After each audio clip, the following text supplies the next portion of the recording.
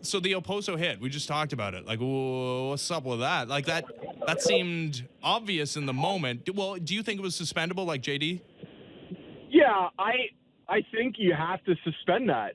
It's a player that's vulnerable. It's a player that's back to the play. It's late. The player can see that the player has no chance to protect himself, and he knows he knows the outcome, that it's gonna be bad.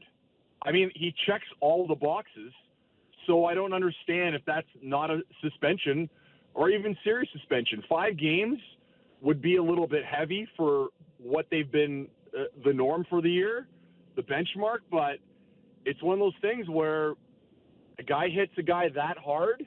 I'm shocked if he doesn't get a multiple game suspension.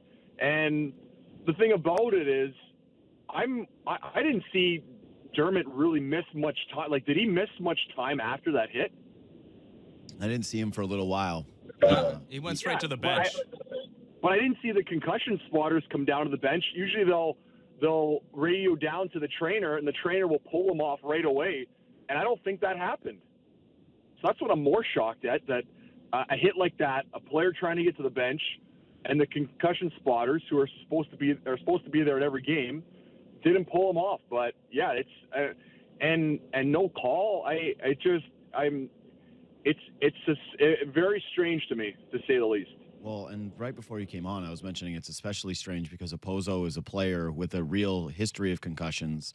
And I guess in the moment, you lose yourself a bit as a player, but was there any additional surprise that, yeah, someone with his history would lay a hit like that? Yeah, for sure. I feel like the guys that get injured through concussions or have concussion problems or take a bad hit, they usually go one of 2 ways. One, they either start doing the same thing that guys were doing to them, or 2, you go the other way, and you're cognizant of where players are on the ice and where you're going to hit a guy and how vulnerable a guy is. And it is a little bit surprising, especially from a guy like Okposo. It's just one of those things where how can you really, I don't know, play like that after you've taken a couple bad hits? So it's unfortunate to see, especially from a guy like that. And it wasn't one of the plays where, I understand there's certain hits and there's certain angles and plays where you might catch a guy that's vulnerable where you don't really mean to hit him that bad and it ends up being a bad hit. But that one clearly last night, he saw and he knew exactly what he was doing.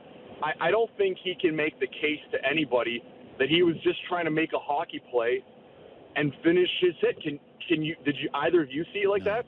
I saw it as, I want to hurt this guy, and I have an opportunity to hurt this guy, and I took the opportunity to hurt him.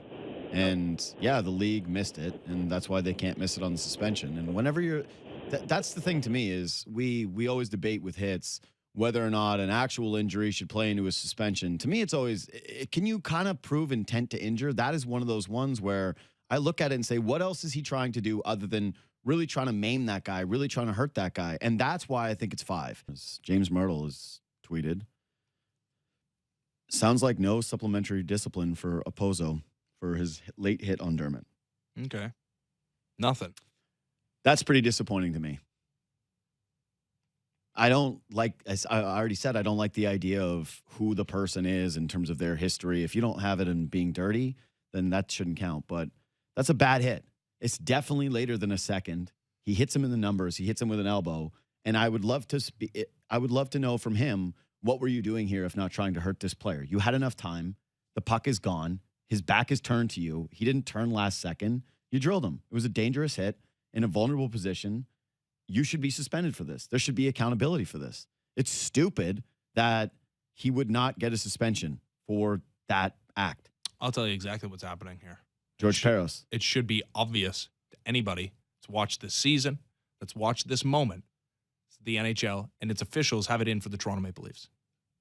It's obvious at this point that in game and it's carried over to off the ice. I'd like to hear from the safety department about how this isn't a suspension. There's all these videos of how it is and why it is. Why is this one not? Let's have a video, please, George Peros, explaining how this is not a suspendable play.